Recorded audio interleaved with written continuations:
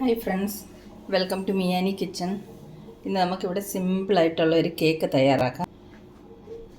റവയും മാങ്ങയും കൊണ്ട് ഒരു കേക്ക് തയ്യാറാക്കാം. മാംഗോ റവ കേക്ക് സിമ്പിളാണ്, പെട്ടെന്ന് തയ്യാറാക്കാം. അധികം ഇൻഗ്രീഡിയൻസ് ഒന്നും വേണ്ട, വേഗം തന്നെ നമുക്കിത് തയ്യാറാക്കിയെടുക്കാം. അപ്പോൾ ഞാനതിന് 1.5 കപ്പ് റവ എടുത്തിട്ടുണ്ട്, ഒരു മിക്സിയുടെ ജാറിലേക്ക് ഇട്ടിട്ടുണ്ട്. ഇത് നമുക്ക് നല്ലതുപോലെ ഒന്ന് പൊടിച്ചു കൊണ്ടുവരണം. റവ ഏത് റവ ആയാലും കുഴപ്പമില്ല, ചെറിയ തരിയുള്ള റവയോ വലിയ തരിയുള്ളതായാലും ഏതായാലും കുഴപ്പമില്ല. വറുത്തതോ വറക്കാത്തതോ ഏത് വേണേലും എടുക്കാം. ഞാനിപ്പോൾ ഇത് പച്ച റവ തന്നെ എടുത്തിരിക്കുന്നത്, റോസ്റ്റൊന്നും ചെയ്തിട്ടില്ല. ഇത് നമുക്ക് പൊടിച്ച് കൊണ്ടുവരാം. റവ പൊടിച്ച് കൊണ്ടുവന്നിട്ടുണ്ട്, അത് നമുക്കൊരു മിക്സിംഗ് ബൗളിലേക്ക് ഇട്ട് കൊടുക്കാം.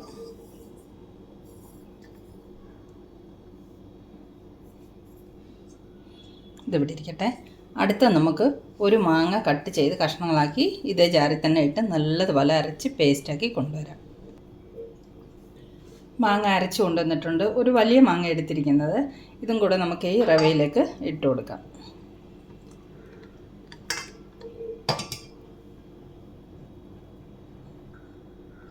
ഇതിലേക്ക് 1/2 കപ്പ് റിഫൈൻഡ് ഓയിൽ ഒഴിച്ചു കൊടുക്കുക. വെളിച്ചെണ്ണ ഒഴിക്കരുത്, റിഫൈൻഡ് ഓയിൽ മാത്രമേ ഒഴിക്കാൻ പാടുള്ളൂ. ഇനി ഇതിലേക്ക് 1/2 കപ്പ് പാലാണ് ഒഴിച്ചു കൊടുക്കേണ്ടത്. ഞാൻ ഈ 1/2 കപ്പ് പാൽ എടുത്തതിൽ നിന്ന് ഒരു 2 സ്പൂണ് പാൽ മാങ്ങ അരച്ചതിലേക്ക് മാങ്ങ ഒന്ന് അരയാൻ വേണ്ടിയിട്ട് എടുത്തിട്ടുണ്ടായിരുന്നു. അപ്പോൾ 1/2 കപ്പിൽ നിന്ന് 2 സ്പൂൺ മാറ്റിയിട്ട് ബാക്കിയുള്ള പാൽ ഇതിലേക്ക് ഒഴിച്ചു കൊടുക്കണം. അപ്പോൾ ടോട്ടൽ പാൽ നമ്മൾ 1/2 കപ്പാണ് എടുക്കുന്നത്. ഇതിലേക്ക് നമുക്ക് കുറച്ച് ഏലക്കപ്പൊടി ചേർത്ത് കൊടുക്കാം, ഒരു 1/4 സ്പൂണിൻ്റെ അത്ര മതി. ഇനി ഇതെല്ലാം നമുക്കൊരു വിസ്ക് കൊണ്ട് സോഫ്റ്റായിട്ടൊന്ന് മിക്സ് ചെയ്തെടുക്കാം. നല്ലതുപോലെ ഒന്ന് മിക്സായി കിട്ടണം. ഒരേ ഡയറക്ഷനിൽ മിക്സ് ചെയ്യാൻ പാടുള്ളൂ. സോഫ്റ്റായിട്ട് ഇതുപോലെ മിക്സ് ചെയ്തെടുക്കാം. ഒരു 2 മിനിറ്റ് മിക്സ് ചെയ്തതിന് ശേഷം നമ്മൾ ഇതിൻ്റെ മധുരം ഒന്ന് ടേസ്റ്റ് ചെയ്ത് നോക്കണം. മാങ്ങ എത്ര മധുരമുള്ളതെന്നനുസരിച്ചിരിക്കും നമുക്ക് ബാക്കിയുള്ള ഷുഗർ ചേർക്കേണ്ടത്. അപ്പം മാങ്ങ നല്ല മധുരമുള്ളതാണെങ്കിൽ കുറച്ച് ഷുഗർ മതിയായിരിക്കും. അപ്പം മധുരത്തിനനുസരിച്ചുള്ള ബാക്കിയുള്ള നമുക്ക് പഞ്ചസാര പൊടിച്ചതും കൂടെ ചേർത്ത് കൊടുക്കാം. മാങ്ങ മാത്രം ഇടുമ്പോൾ കേക്കിന് ആവശ്യമായിട്ടുള്ള മധുരം ഉണ്ടാകാൻ സാധ്യതയില്ല. അപ്പം ഞാനൊരു 2 സ്പൂണ് പഞ്ചസാര പൊടിച്ചതും കൂടെ ചേർത്ത് കൊടുത്തിട്ടുണ്ട്. ഇനി ഇതും കൂടെ നമുക്കൊരു 1 മിനിറ്റും കൂടെ ഒന്ന് മിക്സ് ചെയ്തെടുക്കാം. നമ്മൾ ടോട്ടൽ ഒരു 4 മിനിറ്റ് മിക്സ് ചെയ്തിട്ടുണ്ട്. ഇനി നമുക്കിതൊരു അരമണിക്കൂർ റെസ്റ്റ് ചെയ്യാൻ വേണ്ടി വെക്കാം. അരമണിക്കൂർ ഇരിക്കട്ടെ. നമുക്കിനി കേക്ക് ടിന്നൊന്ന് ഗ്രീസ് ചെയ്തെടുക്കാം. കുറച്ച് നെയ്യ് തടവി ഒന്ന് ഗ്രീസ് ചെയ്തിട്ടുണ്ട്. ഇതിലേക്ക് നമുക്ക് കുറച്ച് ഗോതമ്പ് പൊടി ഇട്ട് കൊടുക്കാം. ഗോതമ്പ് പൊടി ഇട്ടിട്ടൊന്ന് ഡസ്റ്റ് ചെയ്തെടുക്കാം. നമുക്ക് കേക്ക് ടിന്നൊക്കെ ഡസ്റ്റ് ചെയ്തെടുത്തിട്ടുണ്ട്.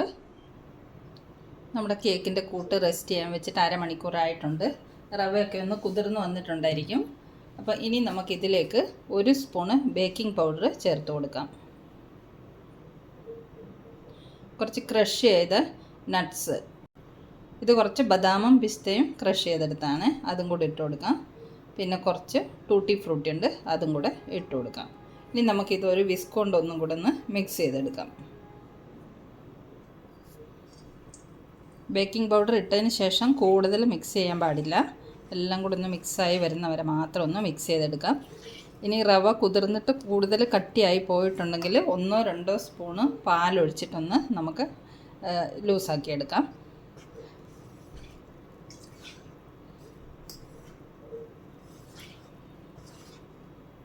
സോഫ്റ്റായിട്ട് 1 മിനിറ്റ് മാത്രം മിക്സ് ചെയ്താൽ മതി. ഞാനൊരു സ്വല്പം പാലൊഴിക്കുന്നുണ്ട്.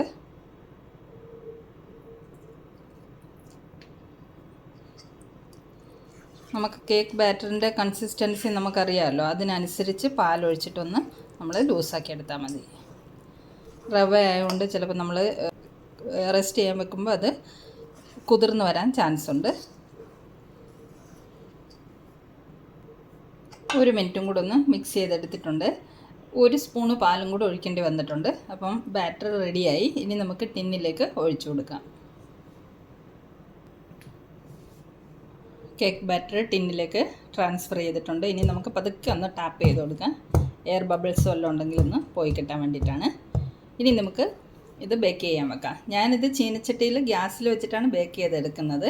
എയർ ഫ്രയറിലോ മൈക്രോവേവിലോ ഒക്കെ വെച്ച് നമുക്ക് ചെയ്തെടുക്കാം. ഞാനിപ്പം ഗ്യാസിൽ വെച്ചിട്ടാണ് ചെയ്യുന്നത്. ഞാനൊരു 10 മിനിറ്റ് മുമ്പ് ചീനച്ചട്ടി പ്രീ ഹീറ്റ് ചെയ്ത് വെച്ചിട്ടുണ്ട്. നമുക്കതിലേക്ക് വെച്ച് കൊടുക്കാം.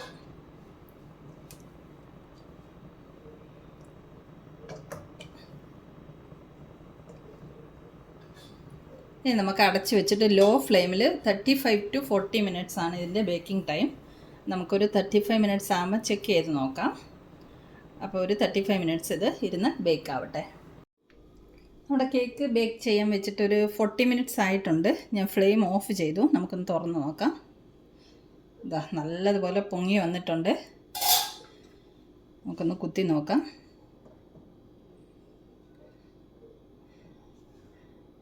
ഇതിൽ നിന്നും ഒട്ടിപ്പിടിക്കുന്നില്ല.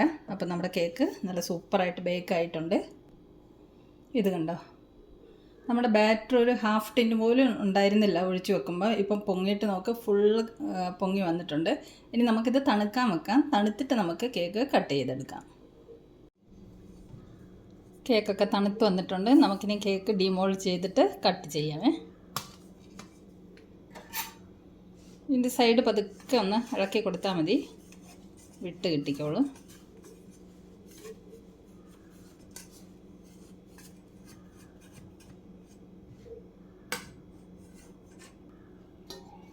സൈഡ് ഒന്ന് ഇളക്കി കൊടുത്തിട്ടുണ്ട്. നമുക്കിനി പ്ലേറ്റ് വെച്ചിട്ടൊന്ന് കമഴ്ത്തിയെടുക്കാം.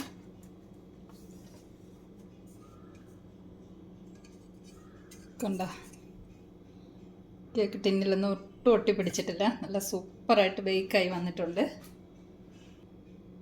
ഇനി നമുക്കിത് തിരിച്ച് വെച്ചിട്ട് കട്ട് ചെയ്യാം.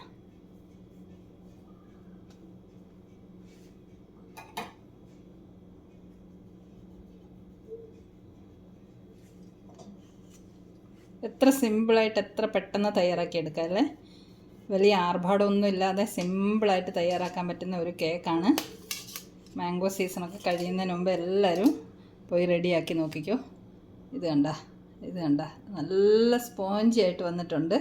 കണ്ട, നല്ല സൂപ്പർ കേക്കാണ്. അപ്പോൾ ഈ സിമ്പിൾ കേക്കിൻ്റെ റെസിപ്പി ഇഷ്ടമായെങ്കിൽ എല്ലാവരും തയ്യാറാക്കി നോക്കാം കേട്ടോ. അപ്പോൾ മറ്റൊരു സിമ്പിൾ റെസിപ്പിയുമായി നമുക്ക് മിയാനി കിച്ചണിൽ വീണ്ടും കാണാം. Thanks for watching this video.